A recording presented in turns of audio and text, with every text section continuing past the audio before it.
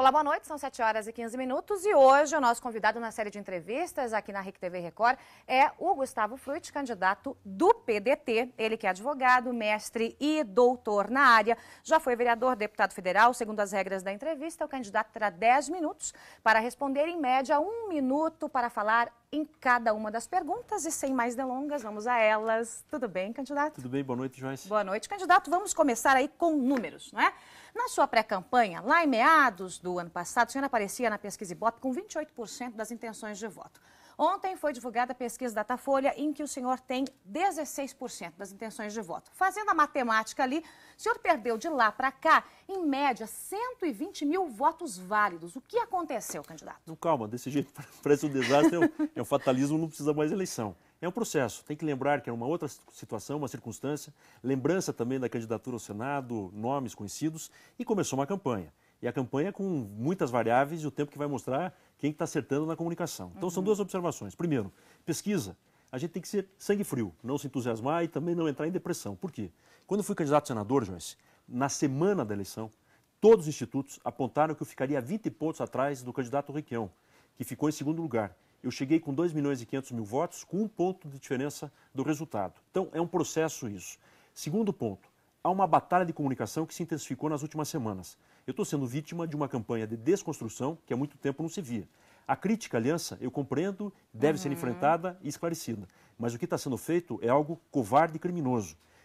Insistem muito, que eu fiz uma coligação com mensaleiros e corruptos. É mentira, e agora a gente mudou também o tom, não só nas entrevistas, nas manifestações, mas a partir de hoje, quem assistir vai ver no programa eleitoral. Bom, o senhor mudou algumas coisas. Falamos de pesquisa. O senhor pediu para barrar a pesquisa que foi divulgada ontem e o senhor tinha dito há poucos dias que não faria isso, né? Que não faz parte aí do seu jeito de agir, até porque mesmo nas pesquisas do Senado, que erraram feio, já permaneceu, deixou divulgarem, tudo certo. Por que, candidato, houve essa mudança? Eu falei que era contrário, mas que se liberassem todas.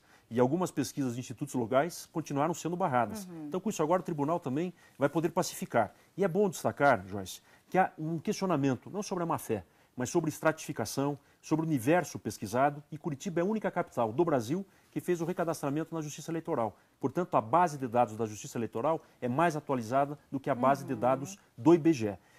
Isso é para provocar esse debate, para que todas as pesquisas sejam divulgadas, mas é claro que é uma guerra de comunicação. Depois da eleição do Senado, eu fui cobrado por não ter tomado atitude. E agora nós avaliamos com relação a este momento para deixar registrado e chamar a atenção da população que tem o eleitor do voto útil. Não, mas até pouco, porque foi nesse caso, o tribunal rapidamente já se manifestou, e é bom deixar claro que ninguém está acima do bem e do mal. Você tem uma lei, ela tem que ser cumprida por todos, inclusive pelos institutos de pesquisa. Bom, candidato, enquanto o senhor e o Luciano Dutti travaram uma guerra política, e está sendo assim mesmo, é um candidato da situação e um da oposição desde o começo dessa campanha, o Ratinho Júnior do PSC está correndo e crescendo a passos largos, né? Correndo por fora, que é o que a gente diz nessas análises aí da política partidária. Foi um erro de estratégia, o candidato? A gente pode esperar uma mudança de tom? O senhor falou que agora a conversa vai ser mais dura. Também por causa disso? Também. Mas o fato é que há um sentimento de mudança em Curitiba. É a 8ª eleição na capital e pela primeira vez há um sentimento de uma eleição em 2 turnos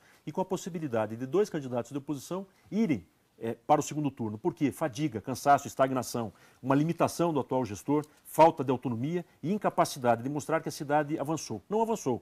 Há um sentimento de que a cidade parou. E o passivo é muito grande. Na saúde, lembrando que ele é médico, foi secretário da saúde, portanto a responsabilidade é maior. Ele, o senhor se refere ao atual prefeito? O atual prefeito, Luciano Dutti. E isto gera uma expectativa do próximo gestor de recuperar a confiança do usuário e dos profissionais. Na questão da mobilidade, obras anunciadas e não realizadas, como a Cândido de Abreu, obras iniciadas e não concluídas e relicitadas, como a Fredolin Wolff, obras iniciadas, mas que até hoje não tem solução e muito menos garantia de financiamento, como a linha verde. Então, há um sentimento que a cidade precisa mudar. A gente vai falar já sobre mobilidade, candidato. Antes eu quero esgotar a questão política. Vamos falar aqui da mulher mais disputada do momento, que é a presidente Dilma, não é? Todos vocês estão numa disputa insana por Dilma Rousseff, então ela apareceu lá no programa do Luciano Dutti, aí rapidinho a sua turma disse, epa, sou eu candidato aqui apoiado pela presidente Dilma, e o Ratinho tem dito, olha, eu sou amigo da Dilma, tá tudo certo.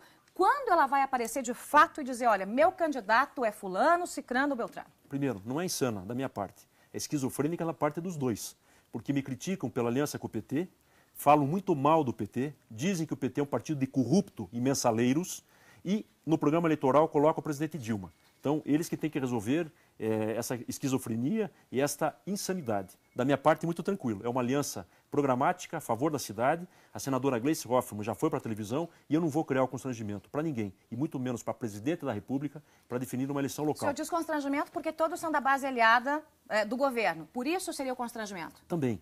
Mas porque, como você disse, não vai ser esse o foco principal. É uma honra a gente ter essa aliança, é uma honra ter a possibilidade desse diálogo e a senadora Gleice avaliza como a chefe da Casa Civil, o segundo cargo mais importante da República. Tudo tem seu tempo, inclusive para ela se manifestar nas eleições municipais. Mas da minha parte não há nenhuma insanidade, a esquizofrenia é deles. Bom, o seu coordenador, Gerson Gelman, disse pelo Twitter há dias, logo que vocês colocaram tanto Lula quanto a presidente no seu programa aí, que vocês saíram do armário e assumiram o PT, né? Esse foi o tweet dele, inclusive está disponível na internet, a gente pode dar uma olhadinha, né? Quer dizer, por que demoraram então para sair do armário e assumir o PT de uma vez, candidato? Primeiro que o Gerson é um bom astral, então ele consegue agradar a todos e uma capacidade boa de comunicação. Segundo, que nunca se escondeu isso.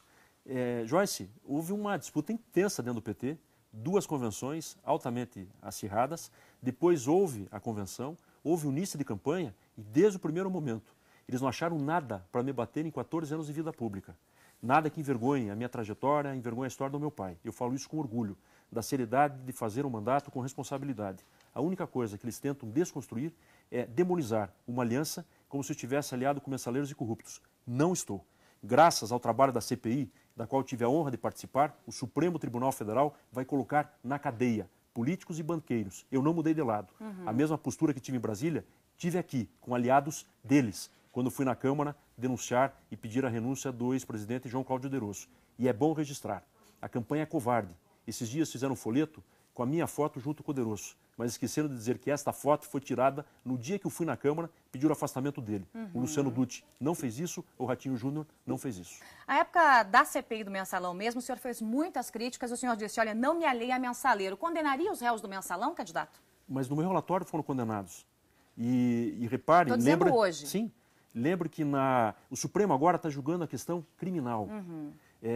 O julgamento político já houve. E é importante que haja um limite em certos hábitos da política brasileira. Isso se reflete nos estados e vai se refletir também nos municípios.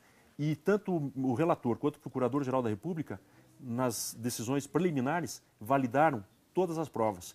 Isso é uma demonstração que o trabalho foi responsável. Nós não agimos de forma leviana. Eu estava pesquisando lá na Agência de Notícias da Câmara Federal e achei lá uma reportagem antiga, tem alguns anos, em que o senhor incluiu na LDO emenda para o metrô aqui de Curitiba. E agora, o metrô também é alvo de crítica. Por que era bom e agora não é mais? Não, a LDO é para justamente que haja a possibilidade de contratação de projeto. Não é definição do projeto e do trajeto. É que o Ratinho Júnior fala muito que ele que colocou o metrô.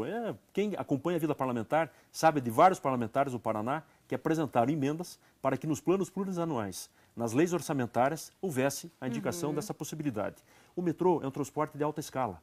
A definição do projeto caberá à prefeitura. Eu sou favorável a um projeto de alta escala que poderá ser o metrô. O que está ocorrendo? Pela primeira vez na história, o governo federal coloca um recurso a fundo perdido, R$1 bilhão. Já faz mais de um ano e a prefeitura ainda não apresentou o edital e não esclareceu dúvidas que são importantes. Não é brincadeira um projeto desse. É um projeto de 20, 30 anos e vai custar muito caro a sua manutenção. Então, nós temos que pensar num projeto de alta escala, que pode ser o metrô, e daí definir qual será o melhor modelo e execução, mas isso não pode significar o que ocorreu. O Lubomir Fichis, que foi taxativo quando disse que houve um boicote ao sistema atual. Curitiba perdeu o usuário, perdeu qualidade, perdeu investimento e perdeu velocidade no sistema atual. Bom, candidato, acaba de sair os números da pesquisa Ibope. O candidato Dutti tem 31%, Ratinho Júnior 30%, o senhor 16%, Greca 8%, Bruno Meirinho 1%. São dados que acabaram de ser divulgados. Surpreende? É isso mesmo? Não, está dentro desse último cenário. São 3 semanas, mas eu lembro. O Ibope, na véspera da eleição, disse que ia ficar 20 pontos. O Ibope disse que a Gleice ia fazer 51 votos, que o Requião ia fazer 47 votos, e que eu ia 49 votos, e que eu ia fazer 19%. No dia da eleição, a diferença foi de 1%. E em 10 segundos e sem escorregar, o senhor tem dito que foi traído. Quem te traiu dentro do PSDB? Não fui eu que disse, é uma discussão... O senhor está na sua campanha eleitoral, no programa de TV. Não foi em relação a uma pessoa, em relação ao processo. Então foi o PSDB? Joyce, não se constrói um projeto político sem determinadas regras não escritas. Ok. E eu fiz um compromisso, que começou em 2004. Eu cumpri sempre a minha palavra. Das suas propostas todas, qual é a fundamental? Em 15 segundos. Educação. Tornar Curitiba com o maior investimento da história na educação. Isto é um projeto transformador e é um projeto para as futuras gerações. Muito bem, esse é o candidato do PDT, Gustavo Frutti. Muito obrigada pela entrevista, boa sorte e até a próxima. Amém.